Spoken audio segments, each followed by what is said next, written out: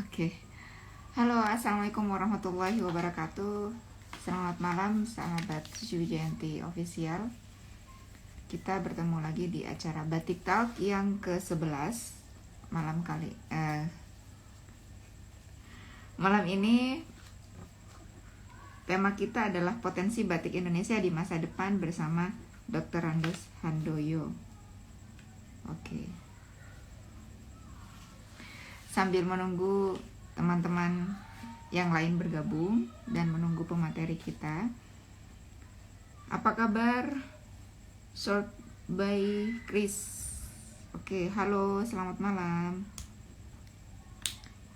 Ya, teman-teman, sahabat Suci Wijayanti Official, ayo bergabung di acara Batik Talk yang ke-11. Tema kita pada malam hari ini adalah potensi batik Indonesia di masa depan bersama Dr. Andes Handoyo. Oke, beliau adalah seorang sarjana seni rupa STRI Asri Yogyakarta, alumni Balai Besar Kerajinan dan Batik BBKB Yogyakarta, koordinator Sanggar Batik Paguyuban Pecinta Batik Indonesia Sekar Jagad. Oke, ini pasti seru banget nih. Kita akan banyak membahas tentang motif batik Sekar Jagad seperti yang saya pakai, motif batik Sekar Jagad. Oke. Yuk bergabung sahabat Suci di Suci Wijayanti Official di acara Batik Talk yang ke-11. Tema kita pada malam hari ini adalah potensi batik Indonesia di masa depan bersama Dr. Andes Handoyo. Oke. Ya, sambil menunggu sahabat Suci bergabung, akan segera kita undang Bapak Dr. Andes Handoyo untuk sharing tentang apa saja sih kegiatan Sanggar Batik Paguyuban Pecinta Batik Indonesia Sekar Jagad. Ini pasti akan banyak membahas tentang Sekar Jagad. Halo Karisma Cipta, apa kabar? Selamat malam. Diajak teman-teman biar pada cinta batik.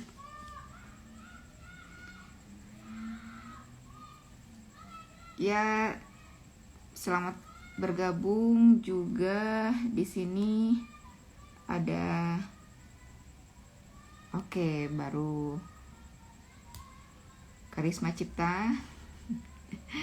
Oke, Bapak Handoyo Gatot Subroto sudah bergabung. Selamat malam Bapak, mohon ditunggu sahabat Suci Wijayanti Official segera bergabung dan kita akan segera undang Bapak untuk bergabung.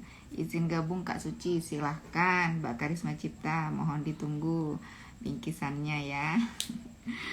Diajak sahabat-sahabat lainnya Kak Karisma Cipta untuk menyimak kegiatan Batik Talk selama bulan Oktober ini. Akan ada bingkisan terbaik dari Suci Wijayanti Official ataupun dari Batik Sakera untuk yang bertanya dan yang dipilih oleh narasumber.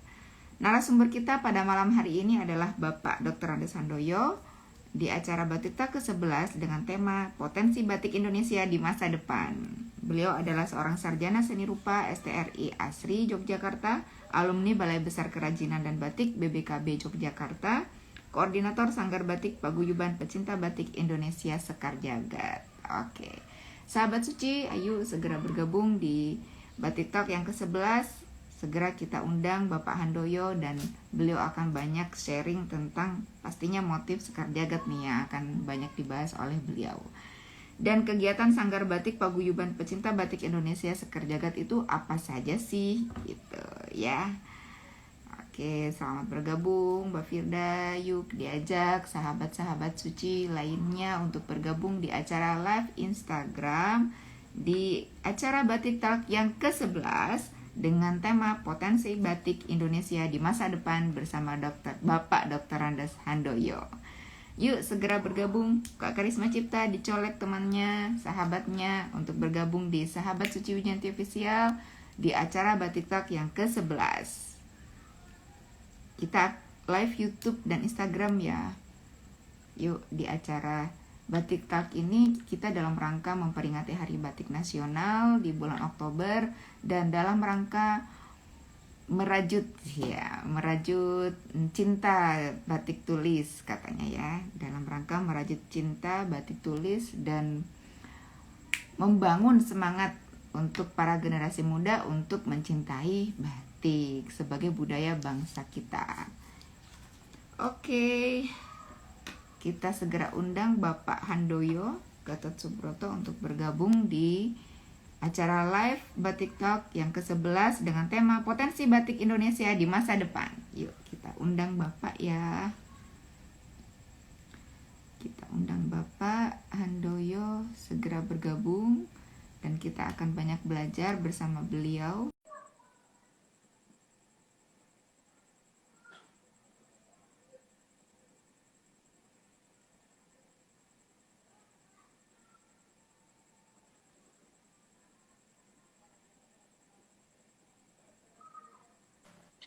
Halo, selamat malam. Selamat Yuci. malam. Selamat malam Bapak Dr. Andes Handoyo. Apa kabar Bapak? Alhamdulillah sehat. Alhamdulillah. Terima kasih banyak atas waktunya sudah berkenan mengisi acara dan menjadi narasumber di acara Batik Talk yang ke-11 dengan tema Potensi Batik Indonesia di Masa Depan. Terima kasih banyak nih Bapak sudah berkenan sharing dengan sahabat Suci Wijanti Official dalam rangka memperingati Hari Batik Nasional di bulan Oktober ini. Terima kasih banyak Bapak atas waktunya. Oke, sahabat Suci Wijanti Official, malam ini sudah bergabung narasumber kita Bapak Dr. Andes Handoyo dengan tema Potensi Batik Indonesia di Masa Depan. Beliau adalah seorang sarjana seni rupa STRI asli Yogyakarta, alumni Balai Besar Kerajinan dan Batik BPKB Yogyakarta, koordinator Sanggar Batik Paguyuban Pecinta Batik Indonesia Sekar Jagad. Wow, ini Paguyuban Pecinta Batik Indonesia Sekar Jagad, pastinya ini khusus Sekar Jagad atau bagaimana? Boleh diceritakan. Silahkan Bapak. Jadi mungkin saya ulangi bahwa saya sebetulnya alumni sama dengan pensiunan Balai Besar Kerajinan Batik. Jadi saya bekerja di Balai Besar Kerajinan Batik itu hampir selama 30 tahun. Ketika kami lulus, kami diminta bergabung lagi dengan Sekar Jagad. Sekar Jagad itu merupakan paguyuban pecinta batik. Jadi paguyuban pecinta batik Sekar Jagad itu yang diikuti oleh Bapak Ibu para pecinta batik dan didukung para ahli batik, baik desainer, baik ahli seniman dan sebagainya, di mana ini bergabung dengan Sekar Jagad. Dan untuk anggotanya sekarang hampir 1.500 lebih dan kami termasuk anggota baru di situ. Jadi anggota baru di situ. Luar biasa. Paguyuban Pecinta Batik Sekar Jagad itu didirikan tanggal 17 Mei 1999, jadi juga cukup lama dan sudah cukup oleh beberapa pecinta batik yang didukung berbagai kalangan seperti perancang busana, pengusaha batik, ahli batik, praktisi batik dan lainnya. Dan ini termasuk saya bergabung di situ. Oke, alhamdulillah. Oke, kalau kegiatannya di Sanggar Batik Paguyuban Pecinta Batik Indonesia Sekar Jagad ini apa saja Pak kegiatannya? Sanggar Batik itu merupakan salah satu bidang di paguyuban itu ya. Kebetulan Sanggar itu berkegiatan kebanyakan untuk peningkatan sumber daya manusia, baik itu untuk banyak ke workshop, kepelatihan dan sebagainya. Dan pada saat ini pada bulan Oktober kemarin kita juga telah mengadakan Hari Batik Nasional, peringatan Hari Batik Nasional dengan juga melelang batik COVID, di mana di masa COVID kemarin pecinta batik Sekar Jagad mempunyai kegiatan untuk para pengrajin batik di daerah istimewa Yogyakarta, jadi 4 kabupaten di 1 kota, yang dimana pengrajinnya karena COVID banyak yang kegiatannya berkurang, maka dari Sekar Jagad diberi kegiatan ini dan hasilnya kemarin dilelang pada Hari Batik. Alhamdulillah dengan antusias yang cukup banyak gitu bagi peserta yang mengikuti lelang. Oke, jadi Paguyuban Pecinta Batik Indonesia Sekar Jagad ini bukan karena selalu bikin motif Sekar Jagad saja ya Pak ya? Bukan, itu cuma nama. Oh, Sekar Jagat hanya itu nama sekolah. paguyuban. Oh, hanya Nama nama Pak. paguyuban bukan, jadi nama Oh, paguyuban.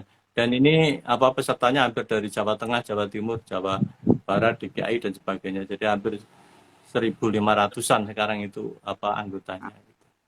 oke. Dan Apa saja Pak gimana? persyaratan Halo? untuk menjadi anggota apa saja Pak? Persyaratan untuk menjadi Tidak anggota. ada persyaratan khusus. Tidak ada Oh, persyaratan khusus, yang intinya cinta batik aja, senang batik.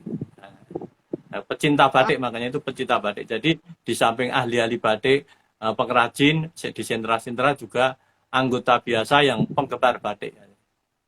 oh, iya iya Ya. iya iya. Apakah ada iuran Jadi tertentu? Sekar Jagad itu bukan motif tapi apa Nah, nama dari paguyuban. oke. Ya. Apakah ada iuran Pak untuk bergabung menjadi anggota di paguyuban ini? Ada iuran cukup murah, cukup Rp20.000 per bulan. Ya, jadi Oh, untuk anggota, tapi di sini mungkin banyak apa, juga banyak kalau ada kegiatan biasanya banyak donatur juga yang sponsor-sponsor yang mensponsori kegiatan itu. Cukup murah Rp20.000 dan pada masa COVID kemarin iuran itu masih diberhentikan oh, dulu untuk iya iya. ya apa karena pesertanya dari pengrajin dari segala macam eh, pecinta batik, sehingga pada bulan masa pandemi yang hampir 2 tahun itu dihentikan iurannya, jadi memberi keringanan kepada kepada anggota. Kepada anggota. Dan di Iya, samping oke. itu di samping itu Oktober ini kegiatan di samping kemarin memberikan batik nasional, melelang batik COVID bagi pengrajin, ini tanggal 26 itu kita kerjasama dengan dari Dinas Koperasi dan Usaha Mikro Kabupaten Blitar. Kita juga mengadakan pelatihan atau workshop selama 3 hari di Sekar Jagad. Jadi Sekar Jagad punya base camp di Joglo, di Melati ya, di daerah Jombor Oh, di sana. oke oke. Berarti kalau saya dari Tangerang mau ke Paguyuban Pecinta Batik Indonesia Sekar Jagad, bisa ya Pak ya? Maksudnya belajar Daftar selama. bisa, bisa. Oh, Daftar bisa bisa ya Pak? ya. Apalagi nanti mengikuti kegiatan yang ada. Nah, itu lebih bagus lagi gitu ya. Jadi kita sering Oh, sering hampir tiap bulan kami punya acara sebelumnya.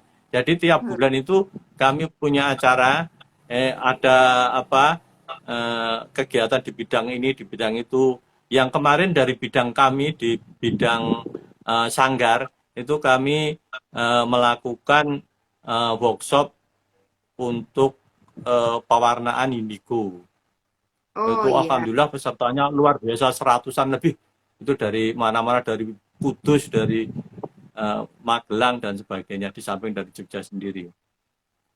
Oke. Untuk seperti penginapan, apakah di paguyuban memang ada disediakan atau peserta harus mencari tempat tinggal sendiri? Eh, untuk penginapan harus cari sendiri ya, mungkin di lingkungan Sekar Jagad ada banyak hotel di situ di Jogja, tapi Oh, untuk penginapan kita ya, karena kita itu paguyuban non profit ya, jadi oh iya. cuma kita perkumpulan dari Oh, para bapak-bapak pencinta batik ya. oke. Untuk mengikuti kegiatan, Pak, apakah ada persyaratan biaya yang kegiatan selama 3 hari itu, Pak? Oh, ada. Jadi kan ada persyaratannya ya, minimal kalau yang 3 hari besok itu memang sudah dikontrak ya, kita sudah kerjasama dengan Blitar gitu ya. Nah, nanti kalau umpamanya dari batik Sakira mau ada kegiatan kita kerjasama, kita mungkin bisa bisa melakukan kerjasama dengan dengan mungkin topiknya apa yang perlu dilakukan dan sebagainya. Kami Oh, beberapa kegiatan juga diminta kemarin, diminta untuk mengajar batik di lapas juga, untuk kegiatan hmm, lapas di ya. dan juga Down syndrome kemarin juga, kita tahun kemarin sebelum sebelum ini juga melakukan workshop, memberi pengertian batik kepada teman-teman kita, baik dari tingkat anak nanti sampai dewasa. Jadi memberi pengertian, memberi edukasi bahwa batik itu ada kayak gini. Oh iya, oke baik Pak. Untuk menyelenggarakan satu kegiatan harus minimal berapa orang nih Pak? Maksudnya kegiatannya apa? Jadi kalau Eh, kegiatan kita bisa melakukan kegiatan pelatihan, kegiatan workshop gitu ya. Itu ya minimal ya sekitar 10 sampai 20 orang kita. Kita sebetulnya jangan terlalu banyak tapi juga jangan terlalu sedikit gitu. oh iya iya iya, oke siap baik tuh Pak. Ada yang berminat tuh Pak. Kalau Iya, seneng ya kalau dekat pengen iya, sekali ikut gabung. Ayo iya. Jadi nanti ya, kita ya, bikin acara deh.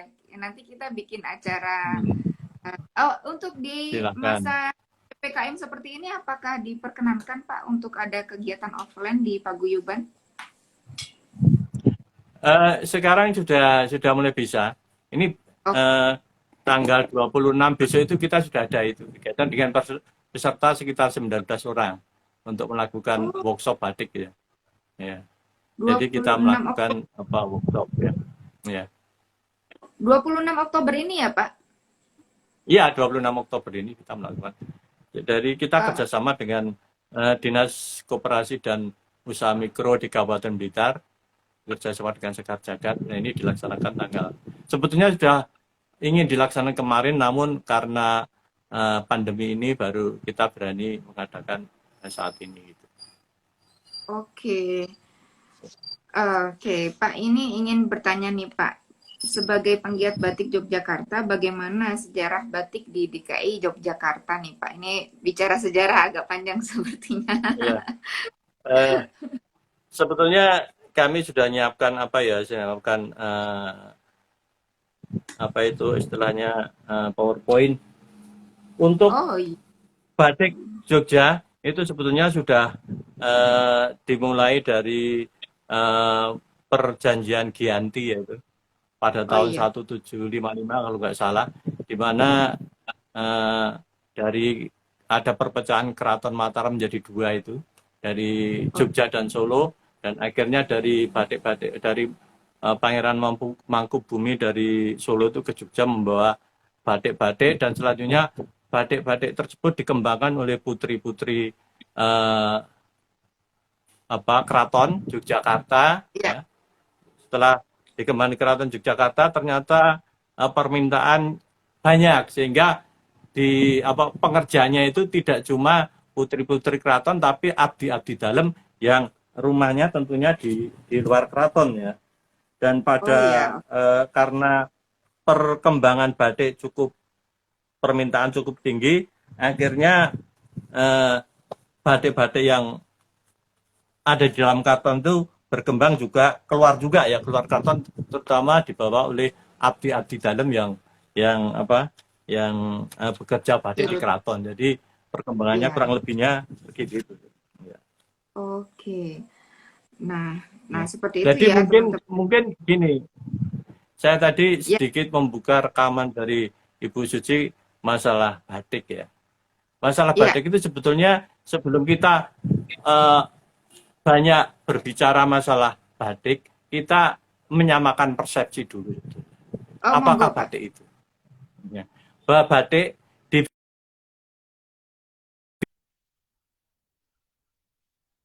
standar nasional di Indonesia itu dibikin oleh beberapa kalangan, baik itu kalangan Ya, budayawan, industri, perguruan tinggi, dan lembaganya itu Balai Besar Kerajaan Batik ya, terutama, yaitu ya. batik merupakan kerajinan tangan sebagai hasil pewarnaan secara perintangan dengan menggunakan malam atau lilin panas sebagai perintang warna, dengan alat utama pelekat lilin berupa canting tulis atau canting cat untuk membentuk motif tertentu yang memiliki makna.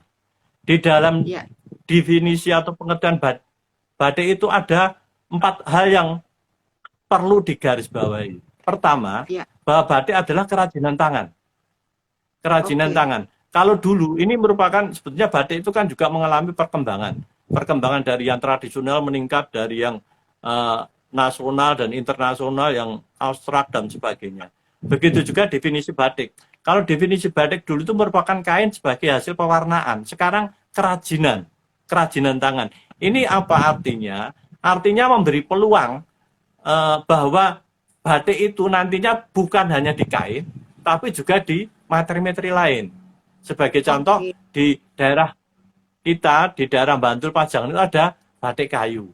Sekarang berkembang Hmm. lagi ada batik kulit.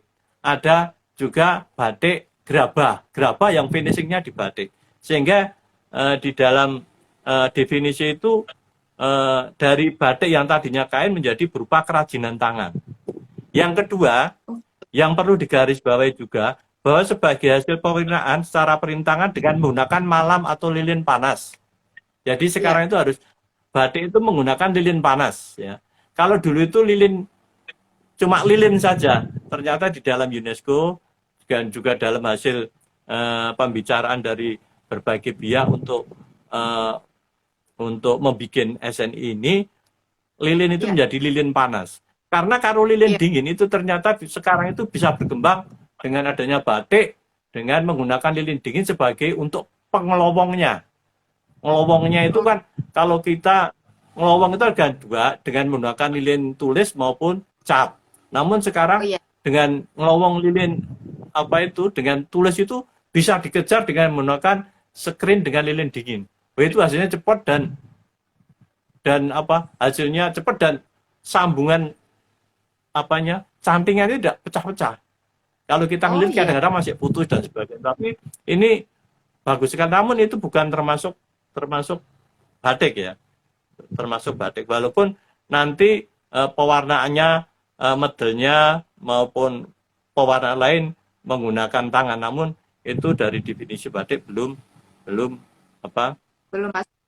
belum menggambarkan suatu batik ya. Yang Ya. ketiga, alat utamanya adalah canting tulis atau canting cap. Bisa dikombinasi canting tulis dan canting cap itu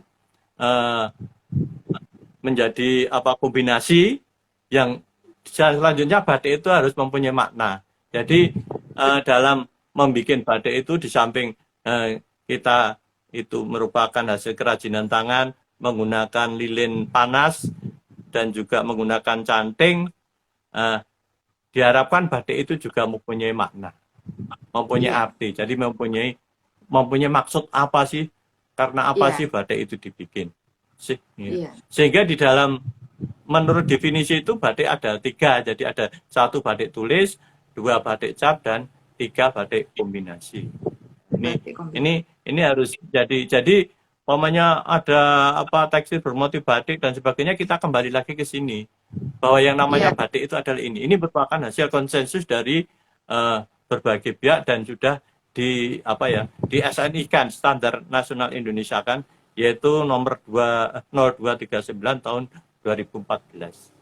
Ya. Oke. Itu jadi batik. Ini kadang-kadang makanya tiap pembicaraan kemarin saya juga ikut seminar di Aston karena tidak diberi lingkaran atau diberi batasan bahwa yang namanya batik begini nanti larinya ngalor ngidul istilahnya gitu ya. Iya. Ya. Iya. Ya. Ya ini ya Pak ya, 4 hal ini yang harus diedukasi kepada masyarakat agar Iya. masyarakat tahu Iya, apa itu itu Indonesia. Iya, batik. iya. Iya, Iya. karena masih berkembang di masyarakat itu yang penting kalau ada kain, ada motif di batik ya itu batik gitu Motif ya Pak. batik ya. Iya. Nah, Iya. Jadi iya. Jadi di sini memang untuk dari sekarang ya, untuk membedakan antara batik asli dan batik tiruan itu memang susahnya bukan main bagi orang awam. Kita pun yang tahu batik kadang-kadang susah untuk membedakan ini. Namun demikian alhamdulillah sekarang sudah di Balai Batik saya lihat ada namanya analyzer. Jadi semacam program analyzer sehingga yang mungkin bisa dikatakan sebagai pendeteksi ya yang Pak. kita download itu namanya. Iya, itu mendeteksi bagaimana dengan HP ya, dengan HP dengan ada namanya ada apanya itu. Ya. Kita mendownloadnya itu ya, itu Ya. kita bisa membedakan, nanti bisa menghasilkan ini batik bukan atau asli ya. Dan kemarin ketika Pak Menteri Menkrab Pak Sandiaga Uno juga ketika berkunjung di Jogja ya kemarin juga bajunya dites sama anak-anak atau teman-teman kita dari Balai Besar Kerajinan dan Batik. Jadi Ini walaupun sampai saat ini bahwa untuk alatnya itu baru kalau nggak salah baru 75% Iya, baru. keandalannya. Diharapkan nanti kalau sudah 95% mungkin lebih bagus lagi gitu. Iya. Oke. Nah, gitu ya sahabat Suci Wijayanti Official, untuk Ya. batik itu harus diperhatikan 4 hal ya.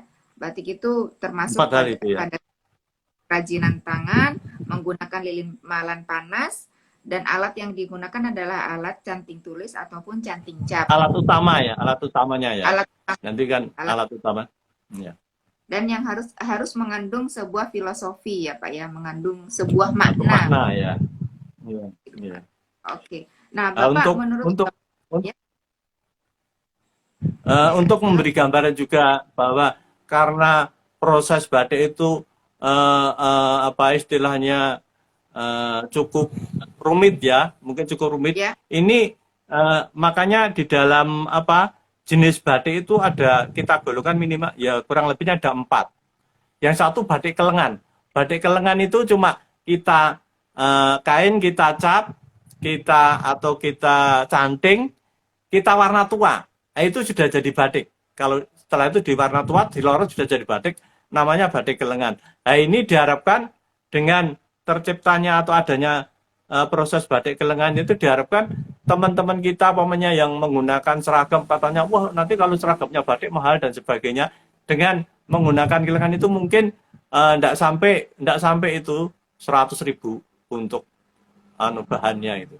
Di bawah 100.000. tapi Jadi untuk batik kelengan. canting, Pak. Pengerjaannya tulis pakai canting dan lilin malan panas. Itu terutama ini untuk yang 100 itu terutama cap. Cap ya. Oh ya. Cap. Kita menggunakan stem. Cap ya. Jadi cap itu kita bisa harga mungkin di bawah 100.000. Mungkin sekitar 80.000 dan sebagainya. Sehingga diharapkan dengan batik kelengan itu namanya karena batik cuma satu warna. Bisa merah, bisa hitam, bisa biru yang biasanya warna-warna tua. Nah, ini bisa bisa digunakan umpamanya untuk seragam-seragam paguyuban yang mungkin dananya terbatas dan sebagainya. Terutama untuk Ya. anak-anak sekolah dan sebagainya. Ini Ya. sudah berlaku di daerah Kulon Progo dan sebagainya itu sudah menggunakan batik dengan kelengan itu. Kedua itu ada batik lorotan. Batik lorotan atau batik sogan.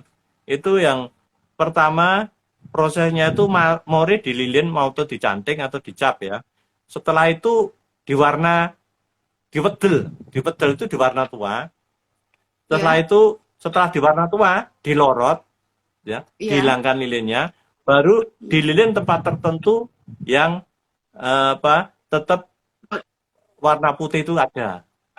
Nah, setelah itu baru diwarna soga atau yang lebih muda. Jadi ini proses kalau batik lorotan ini merupakan batik yang biasa dilaksanakan batik-batik tradisional terdahulu ya, terutama yang sekarang pun kita masih kebetulan kami juga mengerjakan kemarin batik lorotan untuk seragam di suatu daerah gitu ya. Jadi kita lorotan. Itu berarti dua pewarnaan ya Pak ya? 2 kali lorotan itu. 2 kali penghilangan lilin. Oke. 2 kali pewarnaan, 2 kali penghilangan lilin. Nah, itu namanya batik lorotan yang kedua. Yang ketiga itu batik tutup celup. Kalau tutup celup mungkin yang biasa kita laksanakan, yaitu diwarna di lilin, di warna muda yang diinginkan ditutup dengan lilin, setelah itu di warna tua, baru itu dilorot. Nah, ini merupakan warna tutup celup ya. Tutup celup itu yang jadi mungkin di tutup celup itu bisa bisa 3, 4 warna. Sebagai contoh, yang utama di warna muda, tutup, warna agak tua dan sebagainya. Dan yang keempat adalah warna colet. Ini warna colet itu banyak kan, jadi kita lebih leluasa banyak warna, yaitu dengan jalan dicolet ya.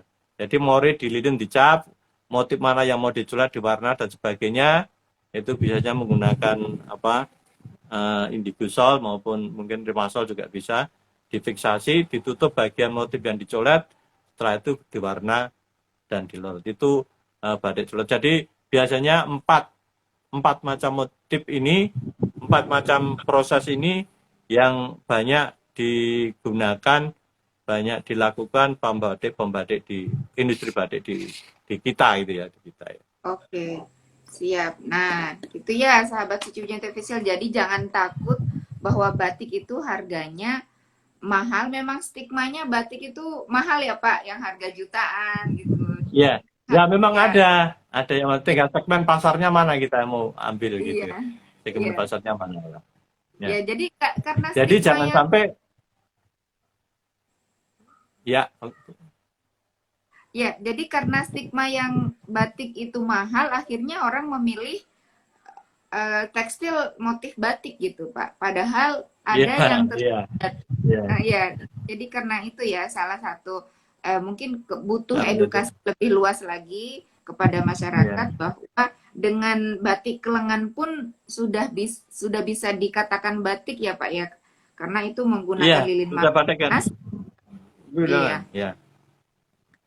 Nah, gitu ya teman-teman. Jadi mudah-mudahan sekarang sudah bisa beralih nih dari tekstil motif batik ke batik lengan atau batik lurudan, batik celup dan yang warna colet. Kalau warna colet ini apakah Batik dicelup juga? kelengan, batik lorotan, batik tutup celup dan batik coletannya. Ya, batik coletan. Kalau batik coletan ini apakah ada proses celup warna, Pak? Atau hanya dicolet? Itu celup warna biasanya celup warna dasar, celup warna Oh, dasarnya. Jadi untuk warna motifnya kita colet, untuk warna dasarnya kita warna. Gitu. oke. Nah, ini Berarti mungkin mungkin ya. mungkin ini contoh, ini kebetulan batik kelengan ya ini. Ini saya gunakan untuk seragam alumni Balai Batik. Jadi kita kalau bertemu itu kita menggunakan batik semacam ini. Ini batik semen Kelengan. burgo ini saya pakai. Ini cuma satu kelengan, satu warna saja. Itu dicap ya, Pak ya? Ini cap ya, karena dan nanti kan satu cap harganya lebih terjangkau karena kita para pensiunan, para alumni. Jadi cukup, jadi tidak memberatkan gitu. Iya, iya, iya. Itu sekitar di bawah 100 ribuan untuk batik kelengan sudah ukuran 2 meter kain atau 1 meter, Dua Pak? meter ya, 2 meter kain ya. Iya, 2 meter kain sudah berat. Ya. Sudah cukup tuh Ya. untuk jahit kemeja ataupun atasan ya, Pak ya, dengan 2 meter kain Iya, iya. gitu. Nah, gitu ya. Jadi, sahabat, teman-teman semuanya yang hadir di sini, audiens, jangan stigma memang batik tulis itu ya memang mahal, tapi ada Kalau tulis. beberapa kriteria batik yang bisa dipilih dengan yang harga terjangkau agar kita tetap turut melestarikan pelestarian batik tulis, membantu pengrajin ya Pak ya, biar oleh pasar gitu. Nah, apa yang menghambat laju pengembangan batik Indonesia menurut Bapak? Sebetulnya untuk batik kalau melihat kegiatan padanya bulan ini kegiatan batik itu effortnya luar biasa. Di mana-mana ada Zoom batik, ada seminar batik, ada pelatihan batik dan sebagainya. Dengan mulai menurunnya di pandemi itu cukup mengembangkan batik lagi, mulai mengeliat lagi. Jadi untuk permasalahan yang mendasar adalah SDM sebetulnya. SDM karena begini, karena batik itu kadang-kadang kita susah masarkan. Namun ketika kita mendapat pasar, kita susah mengerjakan karena tenaga kita terbatas itu. Walaupun ada Yes, industri-industri yang tenaganya besar gitu. Yang kedua itu desain. Kami kebetulan di dalam biografi kami hampir keliling di Indonesia. Itu kadang-kadang diminta Pak saya dibikinkan motif daerah saya.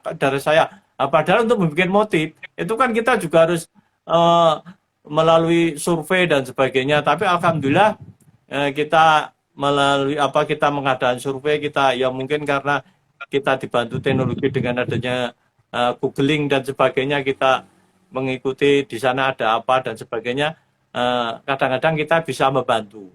Alhamdulillah kita membantu di berbagai daerah, dan alhamdulillah dari bantuan desain-desain kita itu apa ya, ada yang di Perbub Peraturan Bupati untuk seragam. Jadi rasanya senang sekali kalau kita bisa membantu daerah-daerah yang memerlukan bantuan desain batik. Namun demikian sekarang sudah banyak di daerah-daerah itu mengadakan lomba desain batik, yang lomba desain batik itu walaupun belum ada tenaganya, dari lomba desain batik itu hasilnya pemenangnya itu dijadikan proyek atau pelatihan yang jadi kalau kita menggunakan pelatihan itu tidak dalam waktu seminggu judulnya pengembangan desain dan sebagainya, tapi kalau seminggu itu kita yang dikerjakan itu sudah jelas, desainnya sudah jelas, dan mungkin juga pasarnya sudah jelas. Ya, jadi diharapkan, jadi tidak cuma pelatihan selesai, tapi diharapkan itu pelatihan itu memang persiapannya harus lama. Sehingga kalau kita mengadakan pelatihan terutama di luar Jawa, itu sebelum kita berangkat sana, karena luar Jawa kita tahu kadang-kadang untuk batik tulis susah ya. Kita susah kadang-kadang karena di sana tenaga pencantingnya susah, tapi kalau cap itu kita bisa, walaupun sedikit kasar, bisa bisa dilakukan. Nah ini sebelum pelatihan sudah saya siapkan dulu biasanya. Motif sudah saya bikin catnya, nanti nyantingnya itu tinggal cuma di dalam bironi, menutup mana yang mau ditutup dan sebagainya. Sehingga hasilnya akan lebih lebih kentara. Karena biasanya pelatihan itu selak kepingin hasilnya. Kalau kita nyanting mungkin terlalu lama, jadi waktunya lama, sehingga kalau saya kalau melatih di sana itu perlu cap ini. Kalau tulis nanti ini jadinya lama, nanti orangnya selak bosen dan sebagainya. Sehingga kalau sudah tahu hasilnya itu hasil cap dan sebagainya, itu akan memberi dampak positif pada teman-teman peserta, sehingga dia mempunyai semangat untuk menghidupkan batik di daerahnya. Iya, oke. Nih Pak, saya mau silakan. Mau bertanya tentang batik yang diproses dengan lilin malan dingin, Pak. Itu seperti di sablon gitu ya, Pak? Iya, di sablon saya pernah melihat ya, di sablon. Dan itu memang lebih cepat, luar biasa itu. Cepat luar biasa. Kita juga kadang ngobrol dengan saya ngobrol dengan teman kita yang, karena itu juga pekerjaan saya tidak boleh melarang ya. Kita yang perlu kita cuma memberi kejujuran saja. Ini ini print, bilang aja print nggak apa-apa. Ini batik nggak apa-apa. Jadi yang penting jujur. Jadi baik itu sebagai pembuat, penjual dan sebagainya, jangan sampai ini print dikatakan batik, begitu juga sebaliknya. Jadi yang penting itu kita berkata jujur, karena bagaimana juga dia itu adalah sumber napah dari mereka gitu ya. Jadi kita cuma memberi edukasi bahwa ini namanya bukan batik, ini namanya batik dan sebagainya. Ya. Jadi kita mengedukasi saja. Ya. Yang penting penjualnya nanti jujur gitu ya Pak. Karena saya pernah mendengar. Jujur ya, karena itu sama-sama mencari napah ya. Cuma kita memberi edukasi, ini namanya batik, ini namanya bukan batik, ini tenun dan sebagainya. Jadi yang perlu di sini saya kemana tidak melarang juga, tapi kita mengedukasi. Kalau bukan batik ya bilang bukan batik gitu, yang batik bilang batik gitu aja. Jadi ada beberapa nih Pak yang saya ketahui, mohon dikoreksi Pak. Ada tekstil yang diproduksi motif batik dengan mesin, dengan printing mesin. Lalu ada yang diproduksi dengan malan lilin dingin ya Pak ya. Itu yang hand printing ya Pak ya, hand print. Kalau yang dingin itu yang hand print. Kalau pakai mesin kelihatannya print itu, bukan menggunakan lilin kalau menurut saya. Oh print, ya. Jadi tidak kalau yang lilin dingin itu handmade juga, menggunakan screen tapi nanti Ya. menghasilkan pelowongan. Pelowongan yang kita batik dengan canting itu digantikan dengan itu. Ya. Itu Oh, memang oke.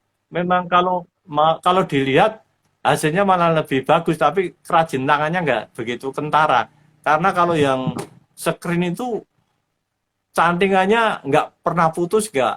Jadi apa kalau bikin ulir gitu ya bagus gitu ya. Karena apa? Karena Hmm, apa itu dari hasil screen gitu. Kalau kita menggunakan tangan biasanya ada mandeknya atau ada karena lilinnya habis kita, sambung tapi itu lagi. sesuai dengan SNI bukan termasuk batik gitu. Oke, nah gitu ya sahabat Suci. Sekarang sudah tahu beberapa proses pembuatan batik yang SNI, batik yang sudah diakui secara standar nasional Indonesia dan sudah diakui oleh yang sudah didaftarkan ke UNESCO. Batik itu ada 4 hal ya, 4 hal yaitu yang merupakan kerajinan tangan, lilin panas, canting tulis Menggunakan ataupun canting cap, dan lilin panas. ya, menggunakan lilin malan panas, menggunakan alat canting tulis, alat canting cap, dan mempunyai makna, Makna mempunyai, ya itu ya. mempunyai sebuah makna kehidupan ya Pak ya, atau sosial. Iya, Apakah seperti makna itu? sosial ya mungkin. Untuk itu maka di dalam pengembangan desain itu kan kita ditanya, saya bikinkan desain ini Pak, desain ini, bikin desain ini. Untuk mencari desain itu kita akhirnya menggali potensi atau budaya yang ada di daerah itu. Pokoknya saya minta di Cirebon atau di Tangerang. Nah, di Tangerang itu ada Pak. Oh, di sana ada, saya pernah ke sana ada produksi kacang, sehingga dimotif kacang umpamanya. Nah, ya. Kalau Oke, makanya ide pengembangan desain itu dapat mengeksplor pertama warisan budaya. Warisan ya. budaya itu ada bangunan, candi, ukiran, dan sebagainya. Dan juga di rumah-rumah kuno itu biasanya ada ornamen di atas pintu dan sebagainya. Yang Oke. kedua, kekayaan sumber daya alam. Di daerah tertentu ada flora, ada fauna yang merupakan khas daerah.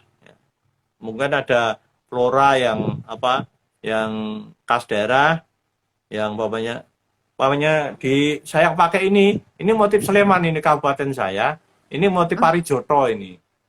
kali Ini jodoh. khas daerah Parijoto ini Oh, kita parijodoh. mengembangkan kalau di Parijoto ya.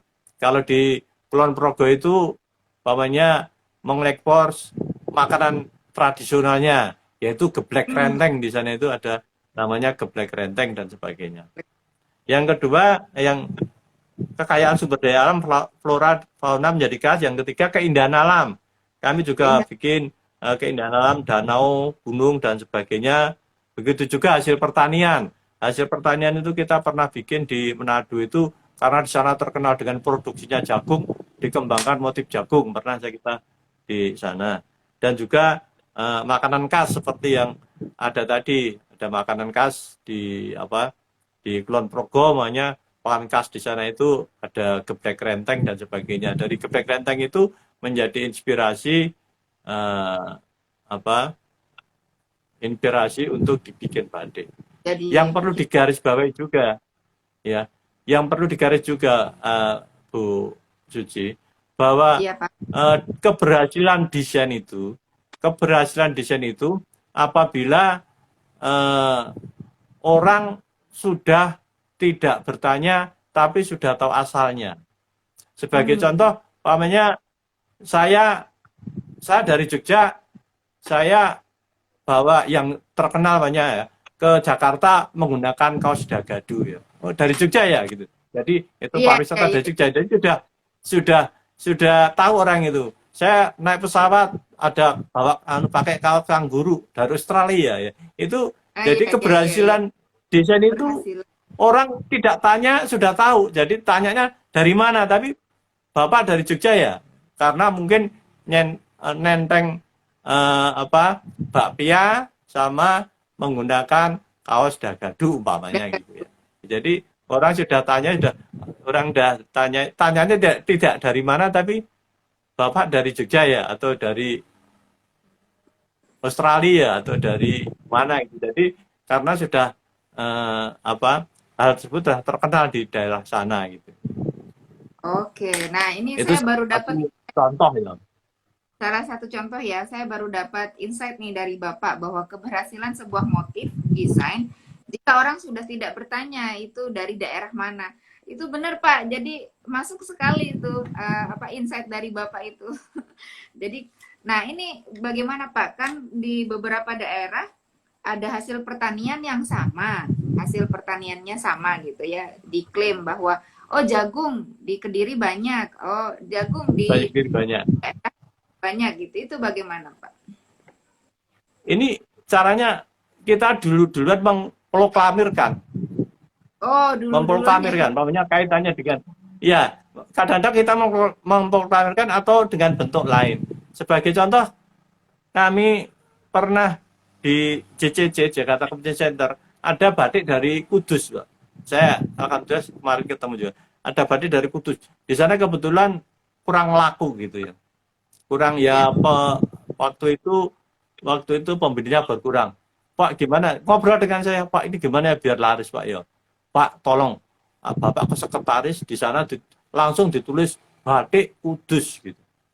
Langsung alhamdulillah setelah ditempel di batik Kudus, ini orang Kudus ada batik toh. Nah ini cara juga harus setelah kita memproklamirkan Iya. bahwa hasilnya itu gitu loh.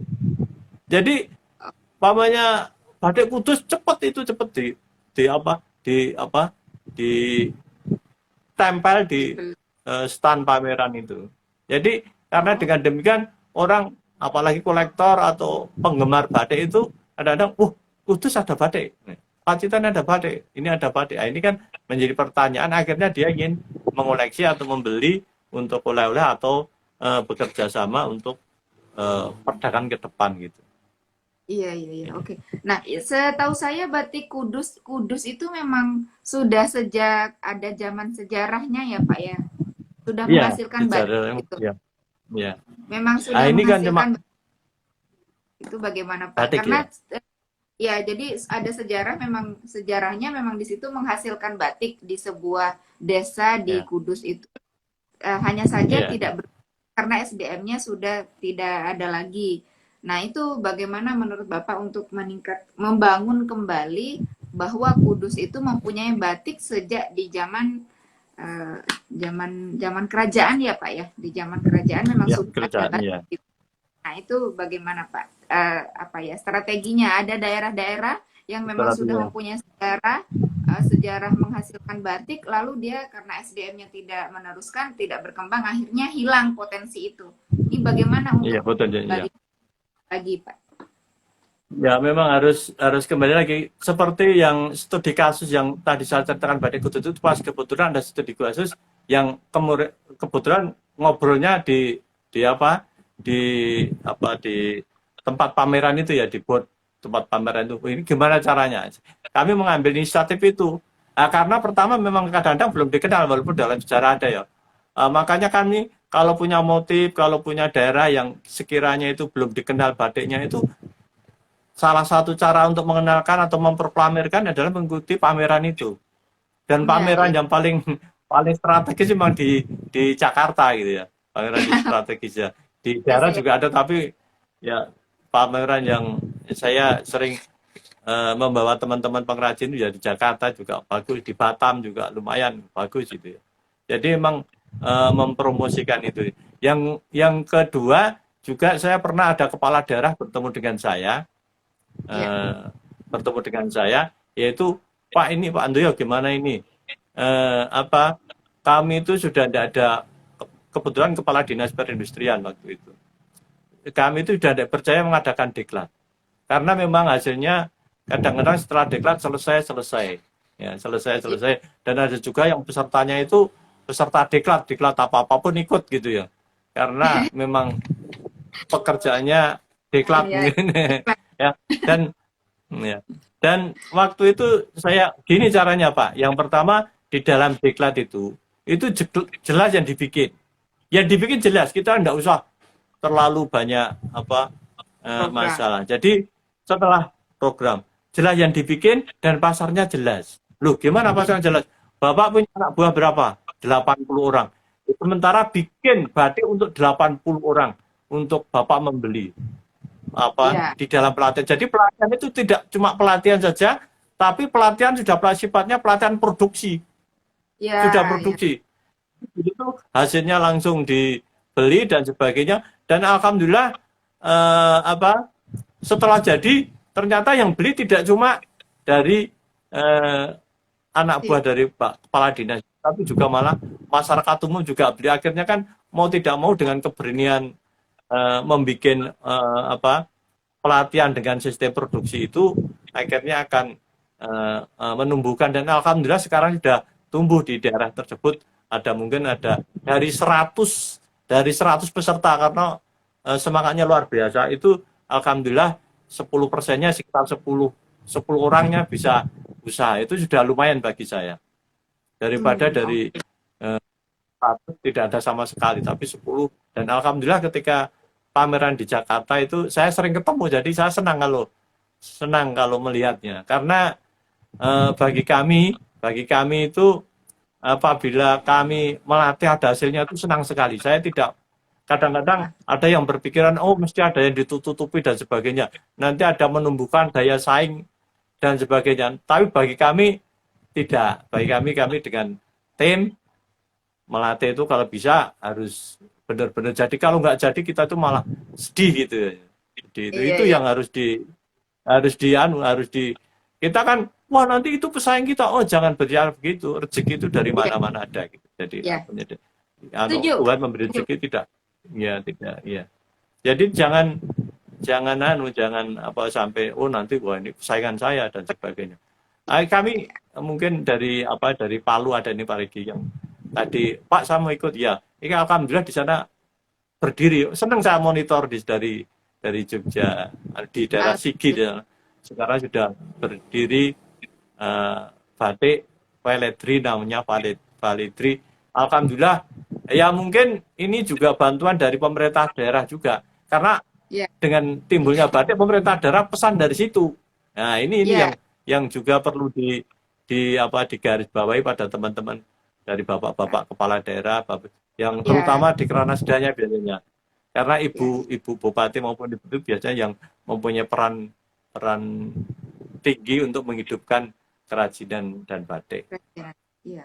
Oke, baik Pak. Ini saya punya pertanyaan dan penasaran Pak ya. Penasaran di sebuah daerah itu memang daerah tersebut itu sudah ada sejarah batiknya, sejarah menghasilkan batik.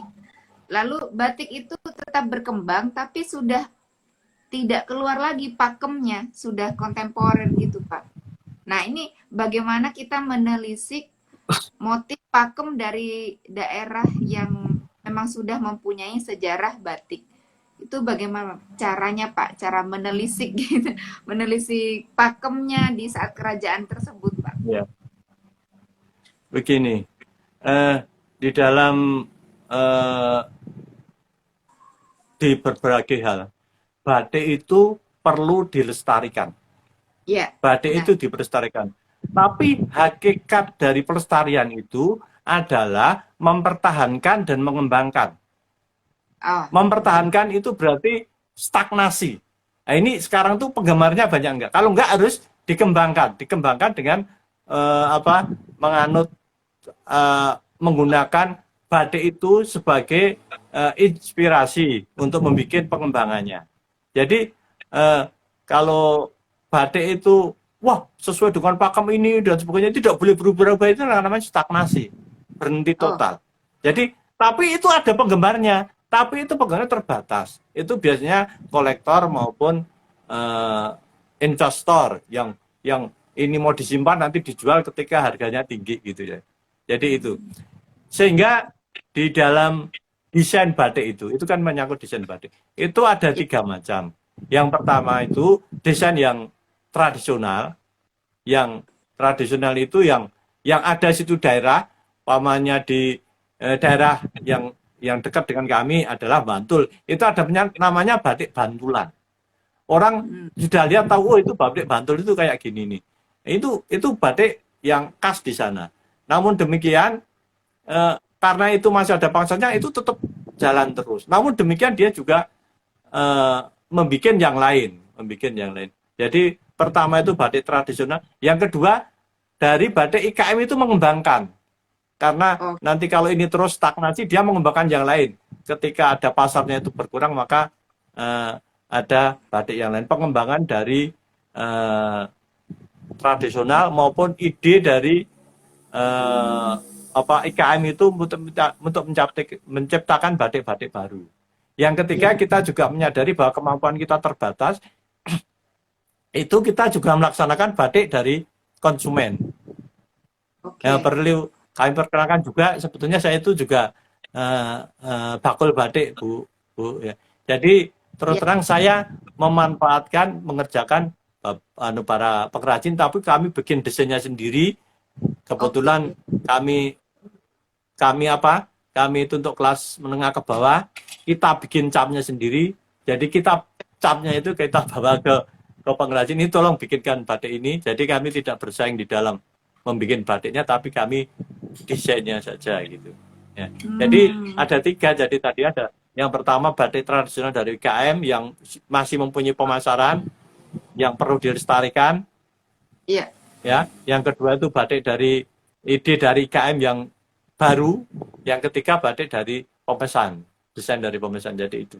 Jadi pada prinsipnya memang kalau sebetulnya kalau sudah mempunyai ciri khas tradisional yang mempunyai nilai budaya tinggi, itu sebetulnya itu perlu itu tadi dilestarikan.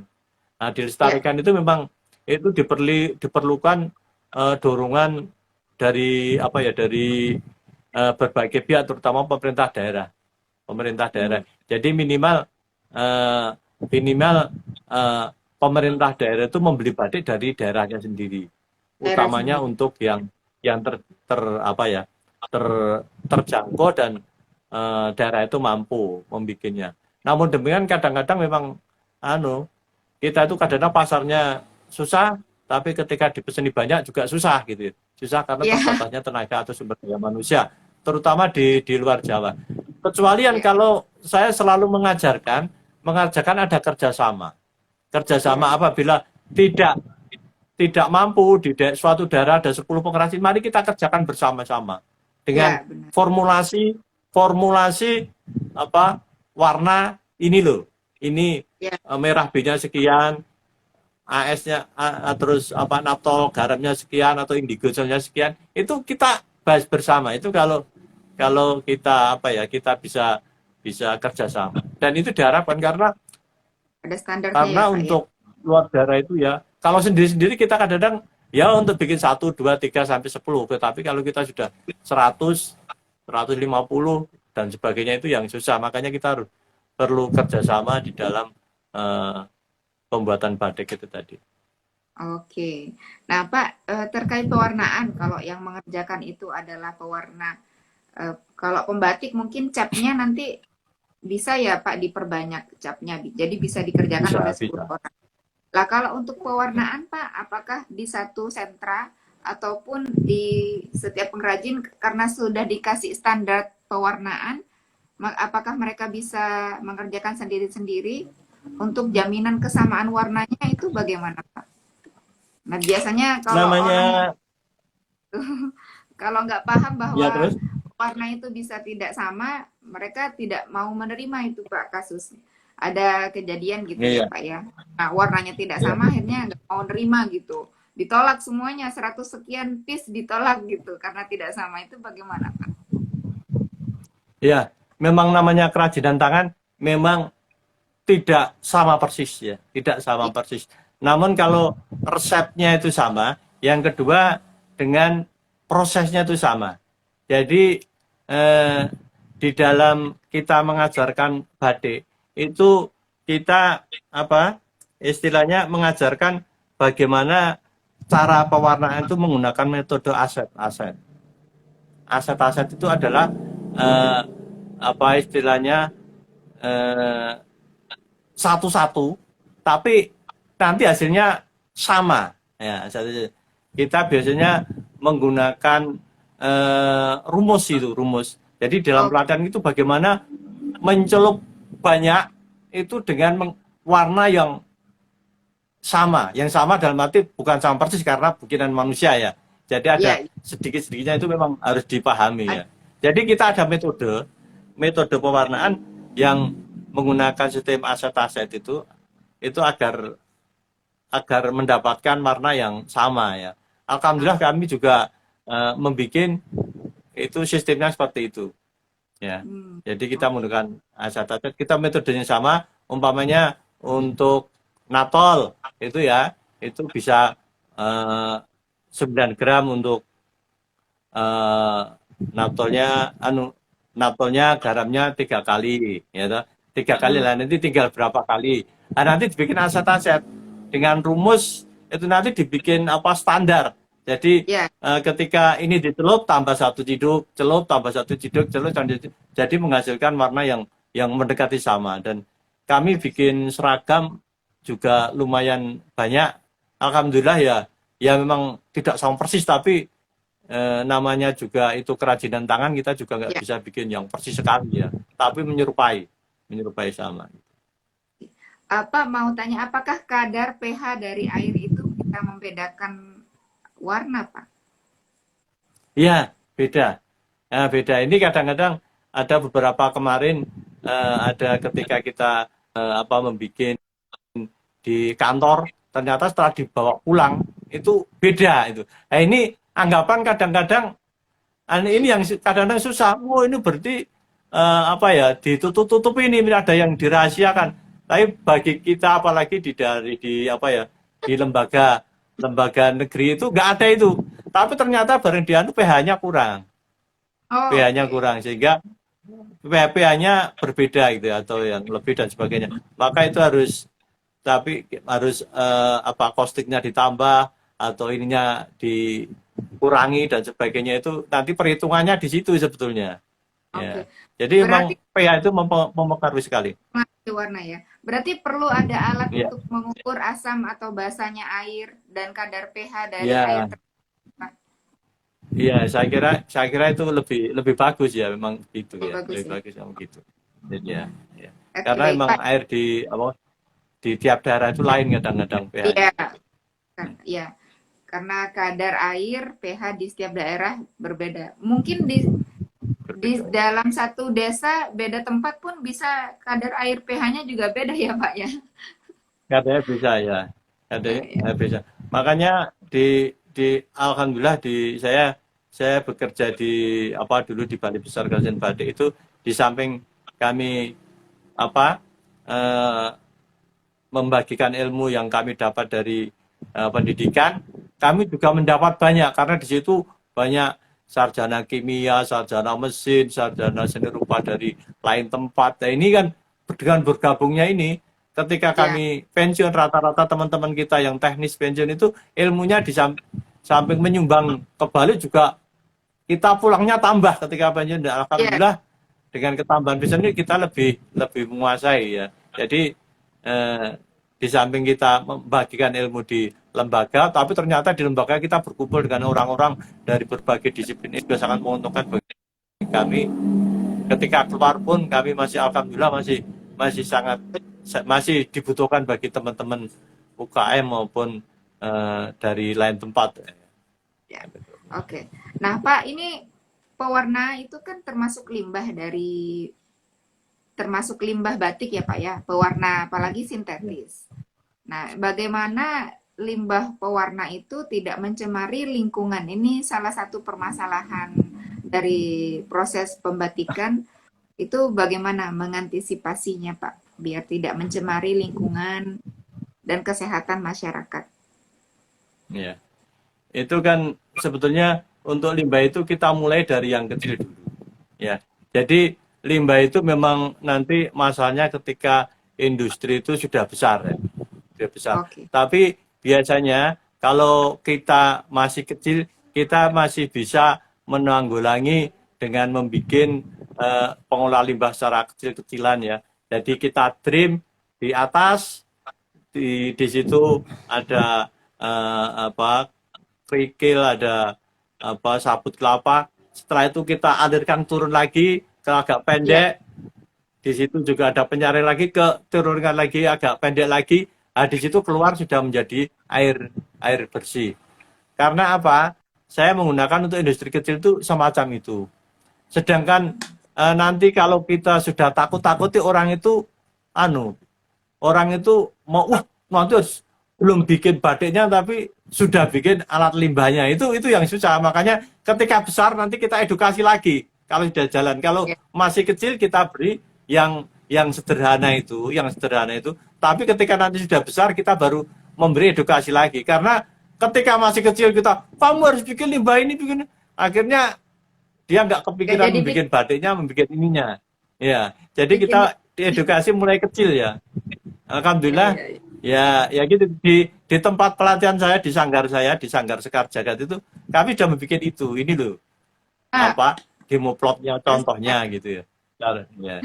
Jadi bikin yang kecil dulu, karena kadang-kadang kalau kita sudah, oh ini nanti limbah yang besar dan sebagainya, akhirnya nanti malah tidak apa ya, usahanya batal karena takut. Jadi kita edukasi dari sedikit demi sedikit gitu. Ketika besar sekali ya baru kita perhitungkan ini harus ini, dengan yang dibikin yang sederhana, jangan sampai apa ya, jangan sampai membebani yang lebih besar daripada usaha itu. ya. Oke. Ada satu pertanyaan Pak dari audiens. Menurut narasumber atau menurut Bapak, bagaimana cara untuk meningkatkan SDM setiap daerah agar mau berpotensi dalam ranah seni, terutama batik? Oh ya, Meningkatkan SDM di daerah itu. ya. Jadi memang dalam meningkatkan itu ada tiga ya, sebetulnya ada tiga kita mengadakan pelatihan. Pertama, pelatihan itu yang sifatnya cuma apa, memperkenalkan Ya, memperkenalkan bahwa orang itu tahu batik, cuma memperkenalkan tahu proses batik dan sebagainya, tapi dia tidak mempunyai jiwa untuk membuat. Kalau membuat ya malah justru di eman-eman tidak dijual karena ini bikinan saya sendiri gitu. Kalau bikin satu-satu gitu. Jadi sifat mengapresiasi batik. Kami mengenal batik, jadi batik begini. Yang kedua, kita menumbuhkan batik. Menumbuhkan yang tadinya tidak bisa, atau walaupun sudah mengenal, tapi mempunyai keinginan untuk menumbuhkan industri batik. Nah itu kita biasanya semangatnya agak tinggi, dan itu tadi saya punya apa, contoh-contoh mungkin dari ada 10, ada jadi 3, 4 itu sudah bagus. Jadi caranya menumbuhkan.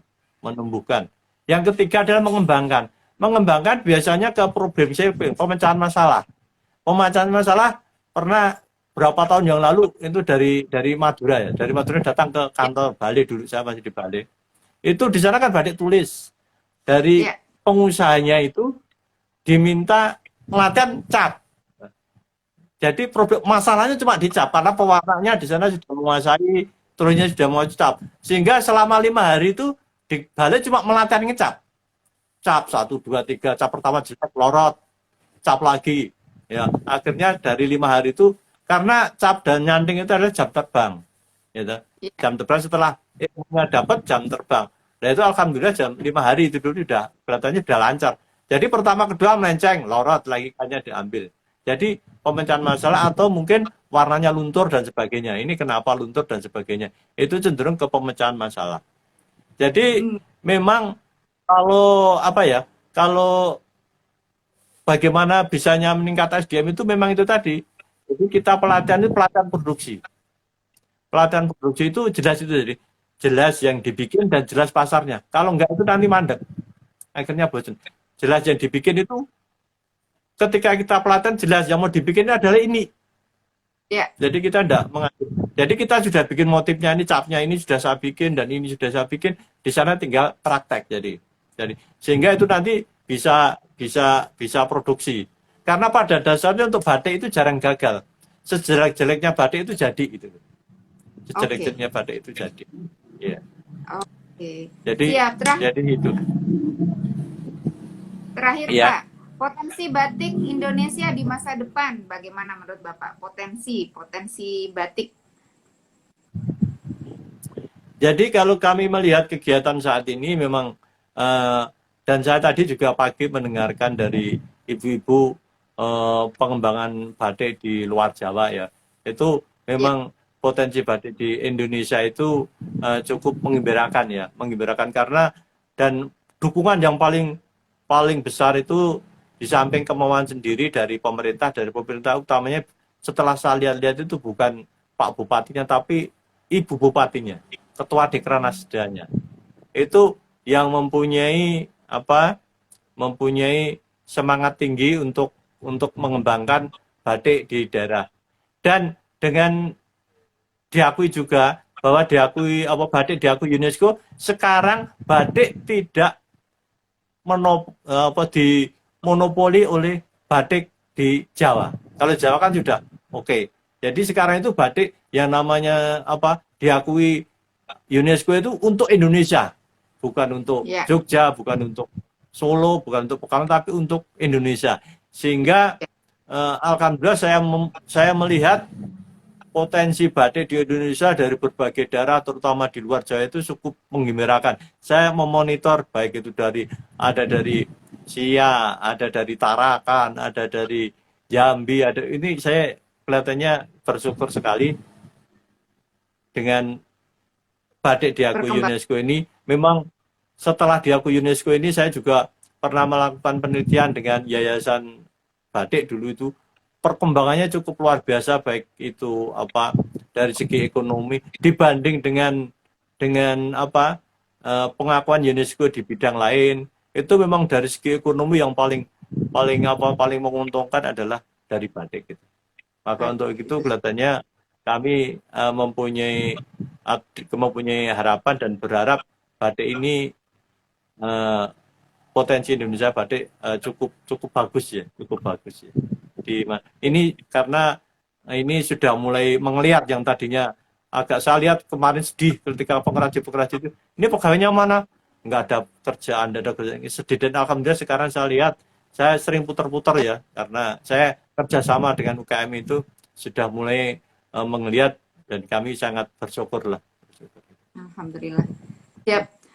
Bapak, terima kasih banyak atas waktunya. Bapak Handoyo, terima kasih banyak atas waktunya. Mohon ditunggu bingkisan dari kami, dari Setuju JT Official ataupun dari Batik Sakera. Nanti tim akan menghubungi Bapak untuk menanyakan alamat Bapak, dan insya Allah di akhir Oktober kita akan mengirimkan bingkisan sebagai apresiasi dari kami atas waktu yang sudah Bapak luangkan untuk mengedukasi kami semua di sini. Terima kasih banyak Bapak. Ya.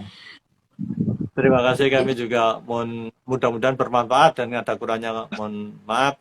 Dan ini sebetulnya sebagai cuma tukar pikiran saja. Saya senang bersama Ibu, mudah-mudahan kita bisa bertemu lagi kawan-kapan gitu. Insya Allah Pak, insya Allah saya akan berkunjung. Kalau ada permintaan untuk pembuatan batik cap, bisa ya menghubungi Bapak ya. Siap. Ya, Oke. siap. Ya. Terima kasih Pak, ini waktunya sudah lewat. Mohon maaf sekali mengganggu atas waktunya di malam hari ini. Terima kasih banyak audiens, teman-teman, sahabat Setuju JT Official. Terima kasih sudah bergabung dan ditunggu kehadirannya untuk Batik Tap yang ke-12. Terima kasih banyak Bapak Dr. Andes Handoyo atas waktunya. Selamat malam. Wassalamualaikum warahmatullahi wabarakatuh. Waalaikumsalam warahmatullahi wabarakatuh.